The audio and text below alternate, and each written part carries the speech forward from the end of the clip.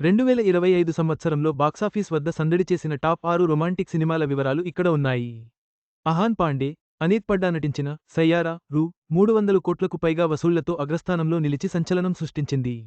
ఈ జాబితాలో మరిన్ని ఆసక్తికరమైన సినిమాలు, వాటి కలెక్షన్లు చూడండి. మీడియా కథనాల ప్రకారం, సయ్యారా సినిమా 2025లో అత్యధిక వసూళ్లు సాధించిన రొమాంటిక్ సినిమా. ఈ సినిమా బాక్సాఫీస్ వద్ద రూ. 337.69 కోట్లు వసూలు చేసింది. ఈ సినిమాతో అహాన్ పాండే, అనీత్ పడ్డా అరంగేట్రం చేశారు. అజయ్ దేవగన్, రకుల్ ప్రీత్ సింగ్ నటించిన దే దే ప్యార్ దే 2 ఈ జాబితాలో రెండో స్థానంలో ఉంది.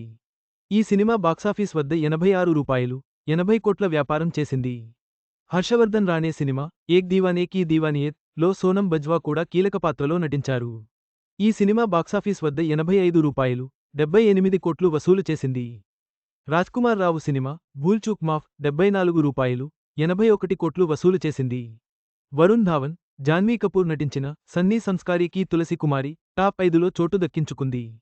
ఈ సినిమా రూ. 57.48 కోట్లు వసూలు చేసింది. మెట్రో ఇన్ దినో సినిమా ఈ జాబితాలో 6వ స్థానంలో ఉంది. ఈ సినిమా రూ. 56.3 కోట్ల వ్యాపారం చేసింది.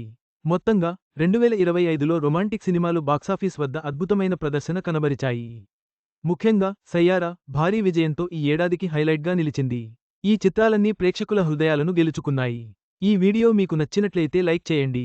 మీ స్నేహితులకు షేర్ చేయండి. మా ఆంధ్రవిలాస్ ఛానల్ను సబ్స్క్రైబ్ చేసుకోండి. పక్కనే ఉన్న గంట గుర్తుపై క్లిక్ చేయడం మర్చిపోవద్దు.